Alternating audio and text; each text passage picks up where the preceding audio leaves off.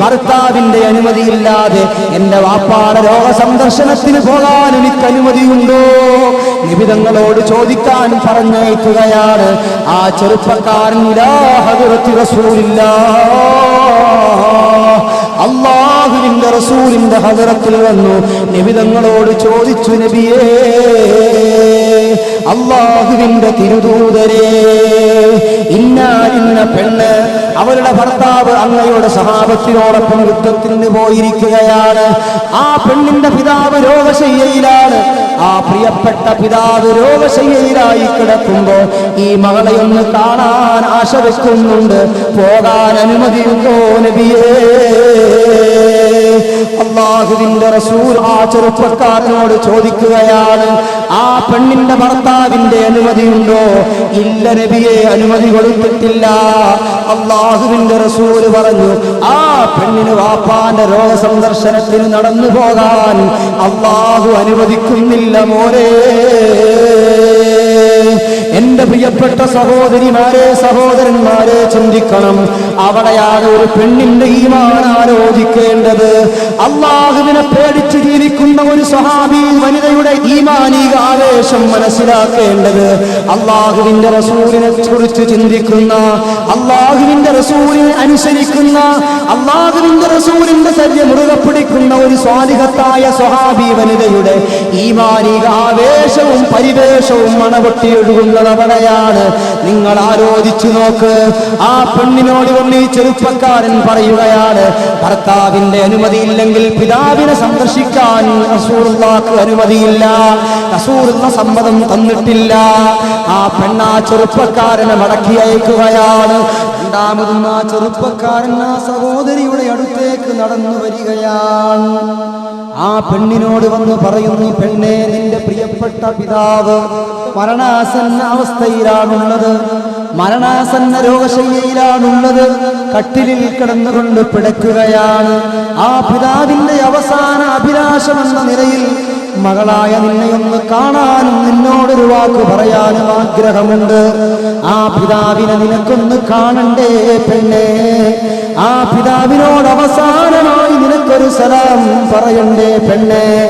ആ ചെറുപ്പക്കാരൻ പറയുമ്പോ ആ പെണ്ണ് ആ ചെറുപ്പക്കാരനോട് വീണ്ടും പറയുകയാണ്, ഈ വീടിന്റെ പൂമുഖത്തു നിന്ന് പുറത്തേക്ക് ഇറങ്ങാനുള്ള അനുമതി എന്റെ ഭർത്താവിന്റെ ഭാഗത്തു നിന്നില്ല. അത് ലഭിക്കാത്ത കാലത്തോളം എനിക്കിറങ്ങാൻ എന്റെ മതം എന്നെ അനുവദിക്കുന്നില്ല, എന്റെ മതം അതിനെന്നെ അനുവദിക്കുന്നില്ല. ആ ചെറുപ്പക്കാരിയായ പെണ്ണ് പറയുകയാണ്, അതായാൾ നിരാശയോടെ മടങ്ങിപ്പോയി. കുറച്ചു ദിവസം കഴിയുമ്പം തുളുമ്പുന്ന കണ്ണുകളോടെ ആ ചെറുപ്പക്കാരൻ വീണ്ടും അതാ സഹോദരിയെ സമീപിക്കുകയാണ്. വന്നുകൊണ്ട് പറയുന്നു, പെണ്ണേ, നീ ജീവിതത്തിൽ ഏറ്റവും അധികം സ്നേഹിച്ച, നിന്റെ കൈപിടിച്ച് നിന്നെ നടക്കാൻ പഠിപ്പിച്ച, നിനക്ക് പുത്തൻ പുടവകൾ വാങ്ങിത്തന്ന, നിന്നെ നല്ലൊരു ചെറുപ്പക്കാരന് വിവാഹം ചെയ്തു കൊടുത്ത, നിന്നെ പാഠശാലയിലേക്ക് പറഞ്ഞയച്ച, നിന്റെ ജീവന്റെ തുടിപ്പായ പ്രിയപ്പെട്ട പിതാവ് ഈ ലോകത്തു നിന്ന് എന്നേക്കുമായി വിട പറഞ്ഞുപോയി. നിന്റെ പ്രിയപ്പെട്ട പിതാവിന്റെ ജീവനറ്റ ശരീരമെങ്കിലും അവസാനമായി ഒരു നിമിഷം കാണാൻ നിനക്ക് മോഹമില്ലേ പെണ്ണേ? നിന്റെ പ്രിയപ്പെട്ട പിതാവിന്റെ ജനാസയെങ്കിലും നിനക്ക് കാണണ്ടയോ? ആ പെണ്ണവള നിന്നുകൊണ്ട് വിതുമ്പുകയാണ്. ആ പൊന്നുമോളുടെ കണ്ണുകളിൽ നിന്ന് കണ്ണുനീരൊഴുകുകയാണ്, ചുണ്ടുകൾ ചലിക്കുകയാണ്. അവിടെ നിന്നുകൊണ്ട് പറയുന്നു, സ്നേഹിത, എനിക്ക് വരണമെന്നുണ്ട്, എന്റെ ഉപ്പാന്റെ പൊന്നാര പൂമുഖം എനിക്ക് കാണണമെന്നുണ്ട്. അവസാനമായി ജീവനറ്റ ആ ശരീരത്തിലെങ്കിലും ഒരു ചുംബനമർപ്പിക്കണമെന്ന ആശയുണ്ട്. പക്ഷേ എന്റെ ഭർത്താവിന്റെ അനുമതിയില്ല. അനുമതി കൂടാതെ പുറത്തു പോകാൻ എന്റെ മതം എന്നെ അനുശാസിക്കുന്നില്ല. എന്റെ യജമാനന്റെ തീരുമാനത്തിനെതിരാണ്, എന്റെ ഹബീബിന്റെ തീരുമാനത്തിനെതിരാണ്. അതുകൊണ്ട് എന്നെ അതിന് നിർബന്ധിക്കേണ്ടതില്ല. ഞാൻ വരുന്നില്ലെന്ന് പറഞ്ഞ് സഹോദരനെ മടക്കി അയക്കുകയാണ്. കുറച്ചു സമയം കഴിഞ്ഞപ്പോ അതാ കുറഞ്ഞ ആളുകൾ കൂടി ഒരു മയ്യത്ത് കട്ടിലിൽ ഒരു ജനാസ ഇങ്ങനെ ചുമന്നുകൊണ്ട് വരികയാണ്. ലാ ഇലാഹ ഇല്ലല്ലാഹു ലാ ഇലാഹ ദിക്റും ഉരുവിട്ടുകൊണ്ട് അതാ മദീനയുടെ മണർവാടിയിലൂടെ ദിക്റിന്റെ തദ്ലീലിന്റെ വചനങ്ങൾ ഉരുവിട്ടുകൊണ്ട് അതാ ഒരു ജനാസ ഇങ്ങനെ ചുമന്നുകൊണ്ടുവരുമ്പോൾ എന്റെ പ്രിയപ്പെട്ട പെങ്ങളെ, എന്റെ പ്രിയപ്പെട്ട സഹോദരി, എന്റെ പ്രിയപ്പെട്ട സഹോദരിമാരെ ആലോചിക്കണം. ഈത്തപ്പന വീടിന്റെ ഉള്ളിലിരുന്ന് ഈത്തപ്പനയുടെ ഓലകൾ മെല്ലെ അകത്തിയിട്ട് അതിന്റെ ഉള്ളിലൂടെ കിട്ടിയ ദ്വാരത്തൂടെ പുറത്തേക്ക് നോക്കുമ്പോഴാണ് തന്റെ പ്രിയപ്പെട്ട സഹോദരന്മാർ, തന്റെ പ്രിയപ്പെട്ട ആങ്ങളമാർ, തന്റെ പ്രിയപ്പെട്ട അമ്മാവന്മാർ ചുമന്നുകൊണ്ടുവരുന്ന ജനാസ തന്നെ പോറ്റി വളർത്തിയ പിതാവിന്റെ ജനാസയാണ്, തനിക്ക് ജന്മം നൽകിയ ഉപ്പയുടെ ജനാസയാണ്. ആ ചെറിയ ഈത്തപ്പനയുടെ ദ്വാരത്തിലൂടെ പുറത്തേക്ക് നോക്കിക്കൊണ്ട് ആ പാവപ്പെട്ട പെൺകുട്ടി അവളുടെ 2 കണ്ണുകളിൽ നിന്നും കണ്ണുനീരൊഴുക്കുകയാണ്. അവര് വിതുമ്പി കരയുകയാണ്. അവിടെ നിന്ന് ആ പാവപ്പെട്ട പെൺകുട്ടി ഒരു പ്രാർത്ഥന, അല്ലാഹുമ്മ ഗ്ഫിർ ലി അബീ, اللهم اغفر لي أبي وملجأ محبتي وقطعة قبري. അർഹമുറാഹിമായ റബ്ബേ, എനിക്ക് ജന്മം നൽകിയ പിതാവിന്റെ ജനാസയാണ് ചുമന്നുകൊണ്ടുപോകുന്നത്. എന്റെ പിതാവിന്റെ ജീവനറ്റ ശരീരം പോലും എനിക്ക് കാണാൻ അവസരം ലഭിച്ചില്ല. എന്റെ പിതാവിന്റെ ഖബർ നീ സ്വർഗമാക്കണേ അല്ലാഹ്. എന്റെ പിതാവിന് നീ പൊറുക്കണേ അല്ലാഹ്. ഒരു മകളുടെ ഹൃദയാന്തരത്തിൽ നിന്നുള്ള പ്രാർത്ഥനയാണ്, ഒരു മകളുടെ അവസാനത്തെ ദുആയാണ്, പിതാവിനോടുള്ള അവസാനത്തെ അംഗീകാരമാണ്, ഹൃദയത്തിൽ നിന്ന് വേദനിക്കുന്ന ദുആ.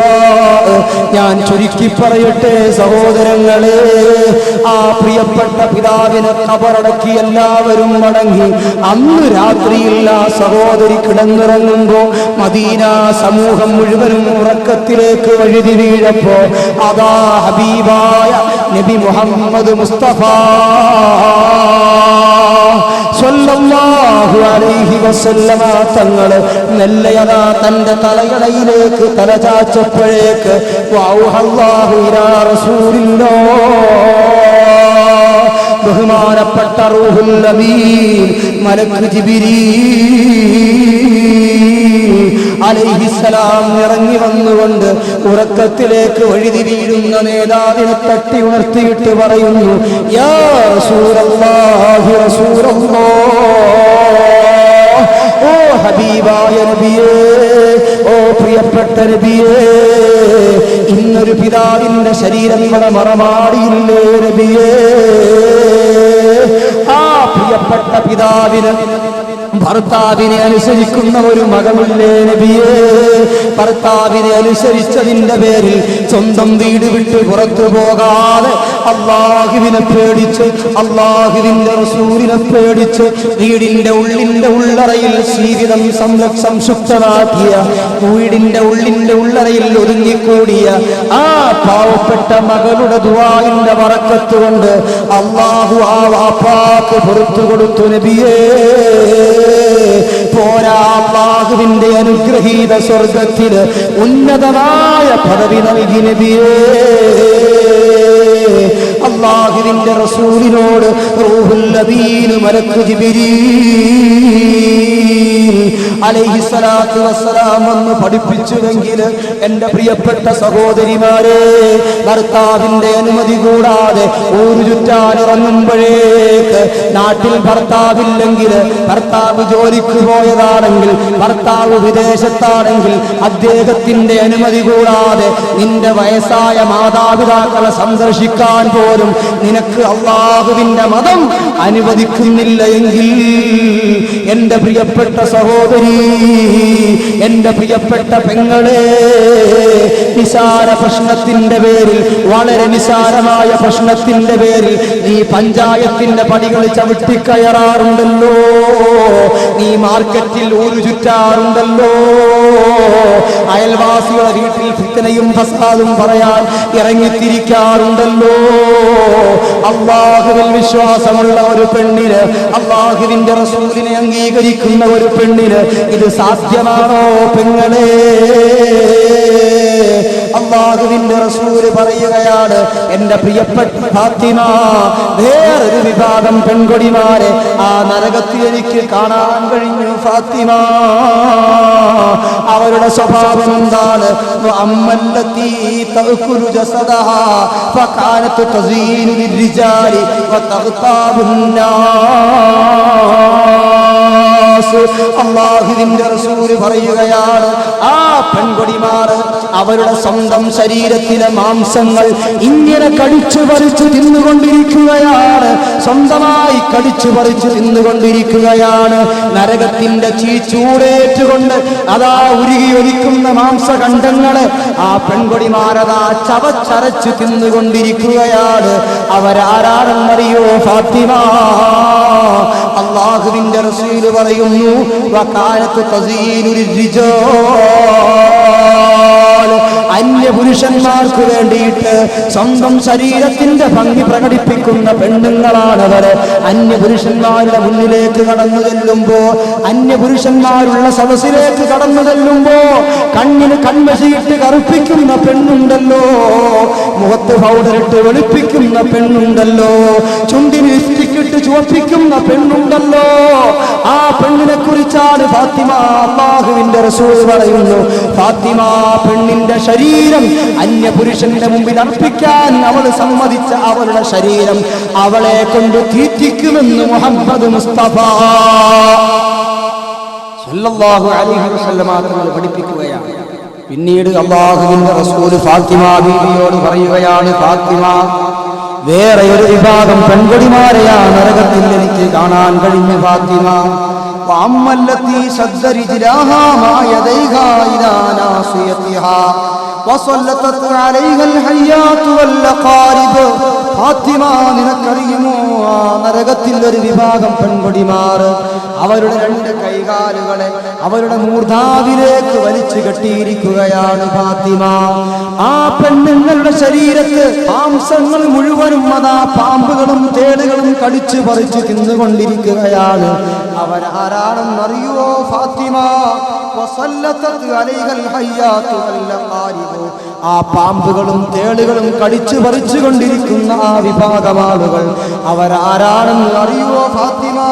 فكانت تقدر ورا الصلاة والصيام ولا تتوضأ ولم تصلي ولم تغتسل من الجنابة. അല്ലാഹുവിന്റെ റസൂൽ പറയുകയാണ്, ഫാത്തിമ, അവർക്ക് നിസ്കരിക്കാൻ അറിയാം, അവർക്ക് വുളു എടുക്കാൻ അറിയാം, അവർക്ക് നോമ്പ് പിടിക്കാൻ അറിയാം, അവർക്ക് സൽക്രമങ്ങളുടെ മുഴുവൻ പോരിശകളും അറിയാം. അവര് മുസ്ലിമായ പിതാവിന്റെ മകളാണ്, അവര് മുസ്ലിമത്തായ മാതാവിന്റെ മകളാണ്. പക്ഷേ ഇന്ന് വരെ അവർ കറക്റ്റായി നിസ്കരിച്ചിട്ടില്ല, വുളു എടുക്കില്ല. നിസ്കാരത്തിന്റെ സമയമായാൽ വുളു എടുക്കാൻ ആ പെൺകുട്ടി മുന്നോട്ട് വരാറില്ല. അവൾ നിസ്കരിക്കാൻ ഒരുക്കമല്ല, അവൾ നോമ്പെടുക്കാൻ ഒടുക്കമല്ല. പോരാ, അല്ലാഹുവിന്റെ റസൂൽ പറയുന്നു, വലം തഗ്തസിലു മിനൽ ജനാബ.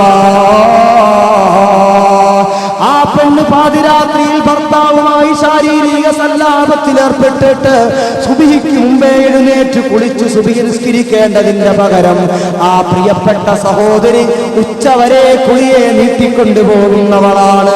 ജനാബത്തുണ്ടായാൽ ഉടനെ കുളിച്ച് ശുദ്ധീകരിക്കാത്തവളാണ്, ശരീരത്തിന്റെ ശുദ്ധിയുടെ വിഷയം ശ്രദ്ധിക്കാത്തവളാണ്, നിസ്കാരത്തിന്റെ വിഷയം ശ്രദ്ധിക്കാത്തവളാണ്, അമലിന്റെ വിഷയം ശ്രദ്ധിക്കാത്തവളാണ്. ആ പെണ്ണിന്റെ കൈകാലുകൾ അവളുടെ മൂർധാവിലേക്ക് കെട്ടിയിട്ട് ആ അഗ്നികടോരമായ നരകത്തിന്റെ ഭീകരമായ അദാബ് അവളെ അല്ലാഹു രുചിപ്പിക്കുന്നതാണ് ഫാത്തിമ. സയ്യിദുനാ വനബിയുനാ മുഹമ്മദ് മുസ്തഫ സല്ലല്ലാഹു അലൈഹി വസല്ലമ തങ്ങൾ പഠിപ്പിക്കുകയാണ്. എന്റെ പ്രിയപ്പെട്ട സഹോദരങ്ങളെ, ഞാനും നിങ്ങളും ആലോചിച്ചു, പരിശുദ്ധമായ ഖുർആൻ ഓതാൻ ആ പെണ്ണിനറിയാം, നിസ്കാരത്തിന്റെ അമലുകളൊക്കെ ആ പെണ്ണിനറിയാം, നോമ്പെടുക്കാനും സക്കാത്ത് കൊടുക്കാനും സദഖ ചെയ്യാനും മറ്റ് അമലുകളുമൊക്കെ ആ പെണ്ണ് പഠിച്ചിട്ടുണ്ട്. പക്ഷേ അല്ലാഹുവിനെ കുറിച്ച് പേടിയില്ലാത്തതിന്റെ പേരിൽ ഹബീബായ അഷ്റഫുൽ ഖൽഖ് സയ്യിദുനാ മുഹമ്മദുർ റസൂലുള്ളാഹി സ്വല്ലല്ലാഹു അലൈഹി വസല്ലമ തങ്ങൾ പഠിപ്പിച്ച അദാബുകളെ കുറിച്ച് ബോധമില്ലാത്തതിന്റെ പേരിൽ ആ സഹോദരിമാർ ചെയ്തു കൂട്ടുന്ന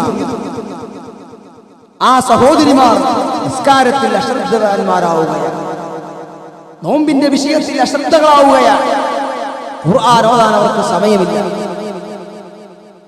എന്നാൽ എത്ര തിരക്കുണ്ടെങ്കിലും സീരിയലിന്റെ മുമ്പിലും സിനിമയുടെ മുമ്പിലും അതുപോലെ കോമഡി ഷോകളുടെ മുമ്പിലുമൊക്കെ എത്ര സമയം ചിലവഴിക്കുന്നതിന് ഈ പെൺകുടിമാർക്ക് യാതൊരു പ്രയാസവും. ഞാൻ ഓർക്കുന്നു, കഴിഞ്ഞ ഒരു മതപ്രഭാഷണത്തിന്റെ സദസ്സിൽ ഞാനിങ്ങനെ പ്രസംഗിച്ചു കൊണ്ടിരിക്കുമ്പോൾ അവസാനം ദുആ ചെയ്യാൻ അടുത്തപ്പോൾ ഒരു കത്ത്, ആ കത്തിന്റെ ഉള്ളിൽ കുറച്ച് പൈസയും ഉണ്ടായി. കുറച്ചധികം പൈസ ഉള്ളത് കൊണ്ട് എന്തോ കാര്യപ്പെട്ട വിശേഷമായിരിക്കുമെന്ന് മനസ്സിലാക്കി ഞാൻ ഈ ലെറ്റർ ഇങ്ങനെ വായിച്ചു നോക്കിയപ്പോൾ സംഗതി ഗൗരവമുള്ളത് തന്നെ. ഉസ്താദേ, ഒരു സഹോദരി കാറ് ആക്സിഡന്റിൽപ്പെട്ടു വളരെ അപകടകരമായ ഗുരുതരാവസ്ഥയിൽ ഹോസ്പിറ്റലിലാണ്. ആ സഹോദരിയുടെ രോഗശമനത്തിന് വേണ്ടി, അവള് മരിക്കാതെ രക്ഷപ്പെട്ടതിനു വേണ്ടി നിങ്ങൾ ദുആ ചെയ്യണം. അതുകൊണ്ട് ഈ സദസ്സിലേക്ക് ചെറിയൊരു സംഖ്യ പൈസയും വെച്ചു ഹദിയ നൽകി. ഒരു ജീവന്റെ ഭീഷണിയാണ്, സഹോദരിയുടെ ജീവന്റെ പ്രശ്നമായതുകൊണ്ട് അവസാനം സദസ്സിന്റെ ദുആയുടെ അവസാനം നന്നായി ഞാൻ ആ സഹോദരിക്ക് വേണ്ടി ദുആ ചെയ്യുകയും പിറ്റേ ദിവസം സംഘാടകർ ഒരു വയസ്സായ ഉമ്മാമാനെ പിടിച്ച് ഇങ്ങനെ കൊണ്ടുവന്നു. ഞാൻ ചോദിച്ചു, ഏതാണ് ഉമ്മാമ? രണ്ടാമത്തെ ദിവസം ആയുധ പരിപാടി നടക്കുന്നു. സംഘാടകർ പറഞ്ഞു, ഇന്നലെ ആക്സിഡന്റ് പറ്റിയ ഒരു സഹോദരിക്ക് വേണ്ടി ദുആ ചെയ്യാൻ ഉമ്മാമ പൈസയും ലെറ്ററും തന്നിരുന്നില്ല, ആ ഉമ്മാമയാണ്. അപ്പൊ ആ നോക്കുമ്പോൾ ഉമ്മാമയുടെ വലിയൊരു കവറുണ്ട്. എന്തോ കാര്യമായത് കൊണ്ടുവരികയാണ്, നേരം വിളിക്കാനായിരിക്കും എന്നാണ് ഞാൻ മനസ്സിലാക്കിയത്. പക്ഷെ കൊണ്ടുവന്ന് സ്റ്റേജിലേക്ക് എല്ലാം കയറി വന്നു നോക്കുമ്പോ എന്താന്ന് ചോദിച്ചപ്പോൾ ഇതൊരു തേയിലപ്പൊടിയുടെ പാക്കറ്റ്, ഏതാണ്ട് 2 കിലോ വരുന്ന നല്ല ശരിക്ക് പാക്ക് ചെയ്ത 2 കിലോയോളം വരുന്ന തേയിലപ്പൊടി നിറച്ച ഒരു പാക്കറ്റ് കയ്യിലേക്ക്. ഉസ്താദേ, അൽഹംദുലില്ലാഹ് ദുആ അല്ലാഹു സ്വീകരിച്ചു. ആ ആശുപത്രി കിടന്ന കുട്ടി വളരെ അത്ഭുതകരമായി രക്ഷപ്പെട്ടു എന്ന് പറഞ്ഞു. ഇങ്ങനെ എന്നോട് അത്ഭുതം പറഞ്ഞപ്പോൾ ഞാൻ ചോദിച്ചു, നിങ്ങളുടെ ആരായിട്ട് വരുന്നു? മകളോ മരുമകളോ പേരക്കുട്ടികളോ അടുത്താരെങ്കിലും ആണോ? ബന്ധം ചോദിച്ചപ്പോ സുബ്ഹാനല്ലാഹ് ആ ഉമ്മാമ പറഞ്ഞ മറുപടി കേട്ടാൽ സഹോദരിമാരെ ഒരർത്ഥത്തിൽ രസം തോന്നുമെങ്കിലും മറ്റൊരർത്ഥത്തിൽ ഗൗരവം. ആ ഉമ്മാമ പറയാണ്, പേര് പറഞ്ഞ എനിക്ക് ഓർമ്മയില്ല, ഏതോ ഒരു സീരിയലിൽ അഭിനയിക്കുന്ന ഒരു പെണ്ണ്, അഭിനയം തന്നെയാണ്. വാഹനത്തിൽ ഇങ്ങനെ പോകുമ്പോ വേറെ ഒരു വലിയ നാഷണൽ പെർമിറ്റ് ലോറിയായിട്ട് കൂട്ടിയിടിച്ച് ഈ പെണ്ണ് വളരെ അത്യാസന്ന നിലയിൽ, സീരിയലിന്റെ ഇടയ്ക്ക് ഇങ്ങനെ കാട്ടുകയാണ്, വളരെ അത്യാസന്ന നിലയിൽ ഈ പെണ്ണിനെ ഹോസ്പിറ്റലിൽ എത്തിക്കുന്ന രംഗം അവിടെ വെച്ച് അന്നത്തെ സീരിയലിൽ കട്ടായി. അത്രയേ ഉള്ളൂ, ഒരു മൃതന്റെ ദിശയിൽ കൊണ്ടവിടെ വെച്ചു. എന്നിട്ടോ ഈ ഉമ്മാമാക്ക് അത് കണ്ടപ്പോ എല്ലാ ആൾക്കാരും കുറെ ദിവസമായി നിരന്തരം ഉമ്മാമ ഇത് കണ്ടുപോരുകയാണ്. ഉമ്മാമയുടെ മനസ്സിന് വല്ലാതെ അത് സ്വാധീനിച്ചു. പിറ്റേ ദിവസം ആ സമയമായപ്പോ അവൾ ചത്തോ ജീവിച്ചോ ഭരിച്ചോ എന്നറിയാൻ വേണ്ടി പിറ്റേ ദിവസം വെച്ചപ്പോ അൽഹംദുലില്ലാഹ് ഒരു തകരാറുമില്ല, അത്ഭുതകരമായി രക്ഷപ്പെട്ടു. എന്റെ പെങ്ങളെ, എന്റെ സഹോദരി, എന്റെ ഉമ്മമാരെ ഞാൻ ചോദിക്കാൻ ആഗ്രഹിക്കുകയാണ്. ഉഹദിന്റെ രണാങ്കളത്തിൽ അസദുല്ലിലാഹി സയ്യിദുൽ ശുഹദാഇ ഹംസത്തുൽ ഖറാർ റളിയല്ലാഹു അൻഹുവിന്റെ പരിശുദ്ധമായ കരണ് കടിച്ചു കുത്തിയിട്ട് നിന്റെ കണ്ണിൽ നിന്നൊരു കണ്ണുനീര് വീണില്ലല്ലോ. ഉഹദിന്റെ പോർക്കളത്തിൽ ലോകത്തിന്റെ അഭിമന്യരായ നേതാവ് സയ്യിദുൽ വജൂദ് മുഹമ്മദുർ റസൂലുള്ളാഹി സ്വല്ലല്ലാഹു അലൈഹി വസല്ലം തങ്ങളുടെ പരിശുദ്ധമായ മുൻപല്ലിന് പൊട്ടലേറ്റിട്ട് അവിടുത്തെ പരിശുദ്ധമായ മുഖത്ത് മുറിവേറ്റിട്ട് നിന്റെ കണ്ണിൽ നിന്ന് കണ്ണുനീരുക്കിയിട്ടില്ലല്ലോ, നിന്റെ മനസ്സ് വേദനിച്ചിട്ടില്ലല്ലോ, നിന്റെ ഹൃദയം തടഞ്ഞിട്ടില്ലല്ലോ.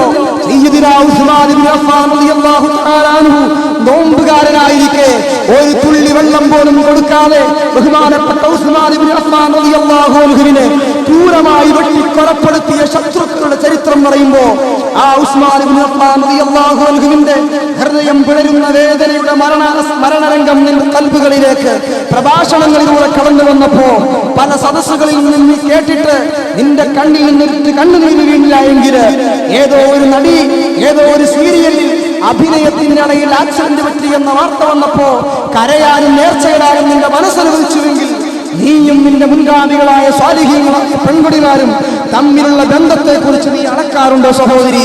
അളന്നു നോക്കണമെന്നാണ് ഈ സമയത്തിന് ഓർമ്മപ്പെടുത്താനുള്ളത്. മഹാനായ സയ്യിദുനാ മുഹമ്മദ് റസൂലുള്ളാഹി സ്വല്ലല്ലാഹു അലൈഹി വസല്ലമ തങ്ങൾ ഫാത്തിമ ബീബിയോട് അവസാനമായി പറയുന്നു, ഫാത്തിമ, തൊട്ടപ്പുറത്ത് വേറെ ഒരു വിഭാഗം പെൺകുടിമാരെ ശിക്ഷിക്കുന്നത് എന്റെ നേത്രങ്ങളെ കൊണ്ട് ഞാൻ കണ്ടു ഫാത്തിമ. അല്ലാഹുവിന്റെ റസൂലേ, ആരാണ് ആ പെൺകുടിമാർ? എന്താണ് അവരുടെ അവസ്ഥ? അല്ലാഹുവിന്റെ റസൂലിനോട് ചോദിച്ചപ്പോ നബി തങ്ങൾ പറയുകയാണ്, വഅമ്മല്ലത്തി റഅസുഹാ കറഅസിൽ ഖിൻസീർ വബദനുഹാ കബദനിൽ ഹിമാർ. ഓ ഫാത്തിമ, ആ പെൺകുടിമാരുടെ തലയുണ്ടല്ലോ, അത് സാക്ഷാൽ പന്നിയുടെ തലയാണെന്ന് ഞാൻ പറഞ്ഞില്ലേ ഫാത്തിമ? അവരുടെ ഉടലുണ്ടല്ലോ ഫാത്തിമ, അത് സാക്ഷാൽ ഹിമാരിന്റെ ഉടലാണ്, കഴുതയുടെ ഉടലാണ്. പിതാവേ, അവര് ചെയ്ത തെറ്റെന്താണ്? അവര് ചെയ്ത അപാകത എന്താണ്? അവര് ചെയ്ത പാതകമെന്താണ്? അല്ലാഹുവിന്റെ റസൂൽ പറയുന്നു, ഫകാനത്ത് നമാമത്തുൻ വകാദിബാ. ആ പെണ്ണുങ്ങൾ വല്ലാതെ കളവ് പറഞ്ഞുപോയി, അവര് വല്ലാതെ ഈവത്ത് പറഞ്ഞുപോയി. പോരാ,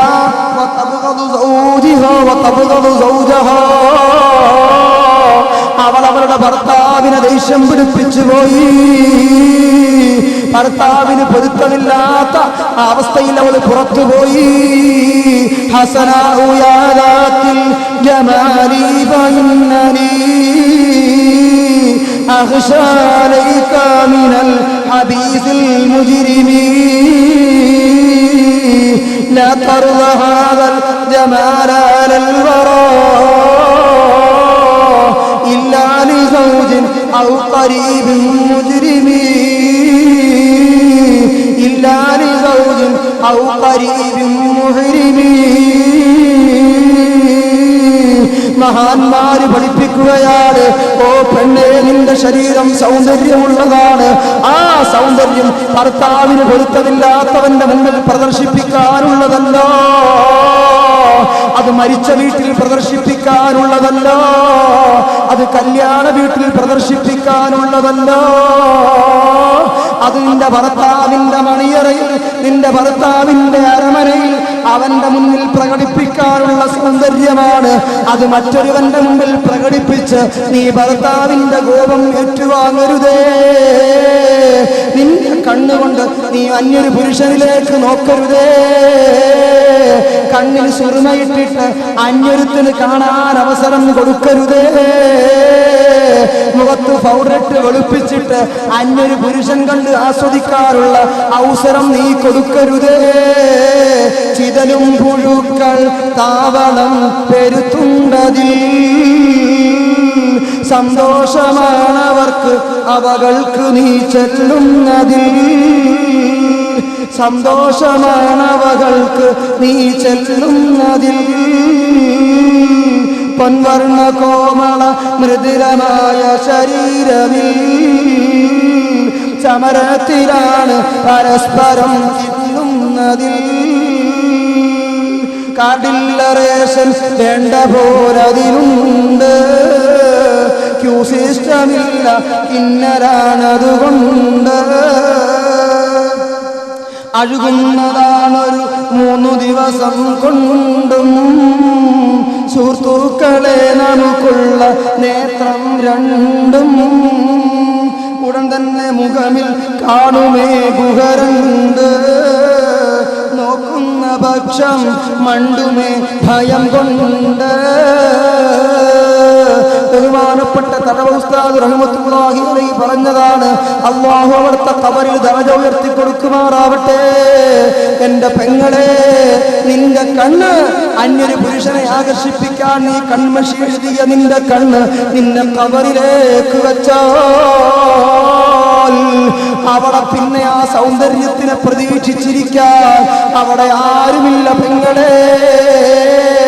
നിന്റെ പൗഡറിട്ട് ചൊളിപ്പിച്ച നിന്റെ മുഖത്തേക്ക്, നീ ലിപ്സ്റ്റിക്കിട്ട് ചുവപ്പിച്ച നിന്റെ ചുണ്ടിലേക്ക്, നീ കൺമഷിയിട്ട് കറുപ്പിച്ച നിന്റെ കണ്ണിലേക്ക് അതാ ചിതലുകൾ തടിച്ചുകൂടിപ്പോയി.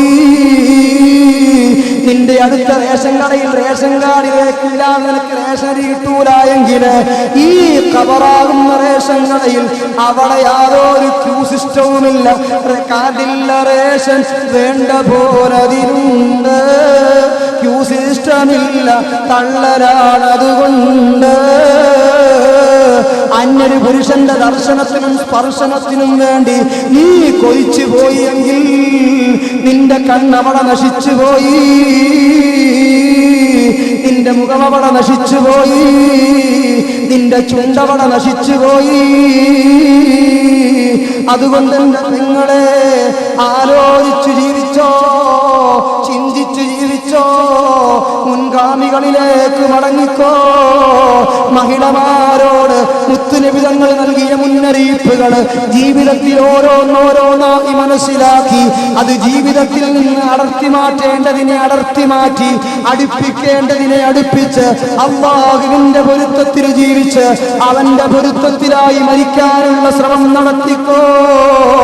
എപ്പോഴാണ് മരിക്കുന്നതെങ്കിലും ഈമാനുള്ള മരണം മരിക്കാനും സാലിഹീങ്ങൾ സംഗമിക്കുന്ന സ്വർഗത്തിൽ സയ്യിദത്തുൽ നിസാ ഫാത്തിമത്തുൽ സുഹ്റാ, ആയിഷത്തുൽ തുഹ്റാ, ഖദീജത്തുൽ കുബ്റാ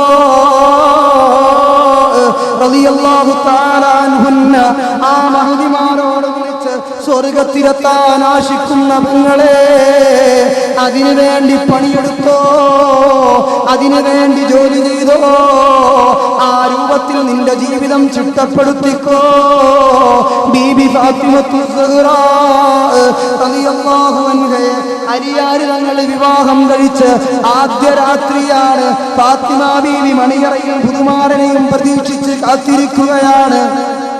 ആ കാത്തിരിക്കുന്ന വേളയിൽ അതാ കുറഞ്ഞ സമയം കഴിഞ്ഞപ്പോ അലിയാര് തങ്ങൾ മണിയറയിലേക്ക് കടന്നു വരികയാണ്. ആ അലിയാര് തങ്ങളുടെ മണിയറ ആധുനിക സമൂഹത്തിന്റെ മണിയറ പോലെ അലങ്കൃതമായ മണിയറയല്ലല്ലോ. ഈത്തപ്പനകോല കൊണ്ട് മറച്ച വീടിന്റെ ഉള്ളിൽ, ഈത്തപ്പനയോല വിരിച്ച പായ്ക്കുള്ളിൽ അതാ ബീവി ഫാത്തിമത്തുൽ സുഹ്റാ റളിയല്ലാഹു അൻഹ ഇങ്ങനെ ഇരിക്കുമ്പോ അലിയാര് തങ്ങൾ വരികയാണ്. കടന്നു വന്നുകൊണ്ട് ചോദിച്ചു, ഫാത്തിമ, അതെ ഞാൻ കടന്നു വരാൻ വൈകിയോ? ഇത് ചോദിച്ചുകൊണ്ട് ഫാത്തിമ ബീവിയുടെ മുഖത്തേക്ക് അലിയാര് തങ്ങൾ നോക്കിയപ്പോഴാണ് ഫാത്തിമ ബീവി റളിയല്ലാഹു അൻഹയുടെ 2 കണ്ണും ചുവന്നു തുടുത്തുപോയി. ഫാത്തിമ ബീവിയുടെ കവിൾത്തടങ്ങളിൽ നിന്ന് അതാ കണ്ണുനീരൊലിച്ചു കൊണ്ടിരിക്കുകയാണ്. വിതുമ്പി വിതുമ്പി കരയുകയാണ് മുത്തുനബിയുടെ പൊന്നുമോള്. ഓടി വന്നുകൊണ്ട് അലിയാര് തങ്ങൾ ചാരയിരുന്ന് ആ താടിയിൽ മെല്ലെ കൈകൊണ്ടും ഉയർത്തിപ്പിടിച്ചുകൊണ്ട് ചോദിച്ചു, ഫാത്തിമ, ഞാൻ വരാൻ വൈകിപ്പോയോ ഫാത്തിമ? ഞാനെത്താൻ വൈകിയതിന്റെ പേരിൽ കരയുകയാണോ? അല്ല അലിയേ, എന്തിന് കരയുന്നു ഫാത്തിമ? ഈ അലിയൊരു ഫക്കീറാണ് ഫാത്തിമ. നിനക്ക് വേണ്ടി ഒരുക്കിയ മണിയറ നിനക്ക് തൃപ്തിയാകാത്തതിന്റെ പേരിലാണോ ഫാത്തിമ? എന്നോട് പൊറുക്കണേ ഫാത്തിമ. ഇതിനപ്പുറം ചെയ്യാൻ എന്റെ സാമ്പത്തിക സ്ഥിതി എന്നെ അനുവദിക്കുന്നില്ല ഫാത്തിമ. അലിയാരി തങ്ങൾ ഫാത്തിമ ബീവിയോട് പറയുമ്പോഴേക്ക് ചാടി എഴുന്നേറ്റ ഫാത്തിമ ബീവി അലിയാരി തങ്ങളെ കവിൾത്തടം തടവിക്കൊണ്ട് പറയുകയാണ്, വാ പൊത്തിക്കൊണ്ട് പറയുന്നു, അലിയേ അങ്ങനെ പറയരുത് അലിയേ, എന്റെ അലിയുടെ ഇല്ലായ്മ എനിക്കറിയാം, എന്റെ അലിയുടെ വല്ലായ്മ എനിക്കറിയാം. എല്ലാ അവസ്ഥയിലും അലിയോട് യോജിച്ചു പോകാൻ പറ്റിയ പെണ്ണാണ് ഞാൻ. പക്ഷേ അലിയേ, ഇതൊന്നുമല്ല എന്നെ സങ്കടപ്പെടുത്തുന്നത്. അലിയേ, ഇന്നല്ലെങ്കിൽ നാളെ ഞാനങ്ങ് മരിക്കൂലേ അലിയേ, ഇന്നല്ലെങ്കിൽ നാളെ എന്റെ റൂഹിനെ ഖാബിദുൽ അർവാഹ് മലക്ക് അസ്റായീൽ അലൈഹിസ്സലാത്തു വസ്സലാം അങ്ങ് പിടിക്കൂലേ അലിയേ. അങ്ങനെ എന്റെ റൂഹങ്ങ് പോയി എന്നെ ജനാസ കുളിപ്പിച്ച് കഫൻ ചെയ്ത് പള്ളിക്കാട്ടിലേക്ക് കൊണ്ടുപോയാൽ അലിയേ, ആ ഖബറിലേക്ക് എന്നെ അങ്ങ് ഇറക്കി വെച്ചോ. ആ ഖബറിൽ എനിക്ക് കൂട്ടിന് ആരുണ്ട് അലിയേ, എന്നെ രക്ഷിക്കാൻ ആരുണ്ട് അലിയേ. ഈ ചെറിയ വീടാണെങ്കിലും ഈ വീട്ടിന്റെ ഉള്ളിൽ കൂട്ടിനെനിക്ക് അലിയുണ്ടല്ലോ, സമാധാനമാണ്. ആ ഖബറിൽ കൂട്ടിന് ആരുണ്ട് അലിയേ, എനിക്ക് രക്ഷയ്ക്ക് എന്ത് വകുപ്പുണ്ട് അലിയേ. അത് ചിന്തിച്ച് ഞാൻ കരഞ്ഞതാണ്. അതുകൊണ്ട് അലിയേ, നമുക്ക് ഇന്നത്തെ രാത്രി ഉറങ്ങേണ്ടതില്ല. നിങ്ങൾ എന്നോട് സഹകരിക്കുമെങ്കിൽ നമുക്കൊരുപാട് നിസ്കരിക്കാം അലിയേ, ഒരുപാട് ഖുർആൻ ഓതാം അലിയേ. ബഹുമാനപ്പെട്ട ഫാത്തിമ ബീവിയുടെ കയ്യും പിടിച്ച് അലിയാരി തങ്ങൾ വുളു എടുക്കാൻ നടന്നു വരികയായി. വുളു എടുക്കുകയാണ്. രണ്ടുപേരും രണ്ട് മുസല്ല വിരിച്ചു. ആ അത്തറിന്റെ മണമുള്ള പുത്തനുടുപ്പിന്റെ പുതുമയുള്ള ആദ്യ രാത്രിയിൽ 1000 ആശകളെ കൊണ്ട് അമ്മാനാടാൻ ആഗ്രഹമുണ്ട്. പക്ഷേ അല്ലാഹുവിന് വേണ്ടി ഈ രാത്രി ചിലവഴിക്കാൻ അവർ തീരുമാനിച്ചു പോയി. മണ്ണു തിന്നുന്ന ഖബറിലേക്ക് ഖുർആൻ ഓതാൻ അവർ ചിന്തിച്ചു പോയി. ജീവിതത്തിലെ എന്തെങ്കിലും നന്മകളെ കൊണ്ട് ഖബറിലും മഹ്ശറയിലും രക്ഷപ്പെടാനുള്ള ആ ഏറ്റവും പ്രഥമവും പ്രധാനവുമായ രാത്രിയെ അവരുപയോഗപ്പെടുത്തിപ്പോയി. എന്റെ ഉമ്മമാരെ, എന്റെ സഹോദരിമാരെ, ആരാണ് ഈ പ്രവർത്തനം ചെയ്യുന്നത്? ആരാണ് ഈ ഉറക്കമൊഴിക്കുന്നത്? ആരാണ് ഈ പാതിരാത്രിയിൽ നിസ്കരിക്കുന്നത്? എന്നെപ്പോലെ നിന്നെപ്പോലെ തെറ്റ് ചെയ്യുന്ന പെണ്ണല്ലല്ലോ. 24 മണിക്കൂറും സീരിയലിന്റെ മുമ്പിൽ സമയം ചെലവഴിക്കുന്ന പെണ്ണല്ലല്ലോ. വൃത്തികെട്ട സിനിമ കൊണ്ട് കണ്ണ് നശിപ്പിച്ച പെണ്ണല്ലല്ലോ. വൃത്തികെട്ട സിനിമ കണ്ടിട്ട് കണ്ണ് നശിപ്പിച്ച പെണ്ണല്ലല്ലോ.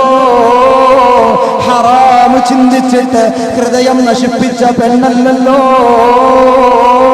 അല്ലാഹുവിനെ കുറിച്ച് മനസ്സിലാക്കിയ, അല്ലാഹുവിന്റെ റസൂലിനെ കുറിച്ച് മനസ്സിലാക്കിയ, റസൂലിന്റെ മടിത്തട്ടിൽ തലവച്ച് കിടന്നുറങ്ങിയ ആരംഭപ്പൂവിന്റെ പൊന്നുമോളായ ബീബി ഫാത്തിമത്തു സുഹ്റാ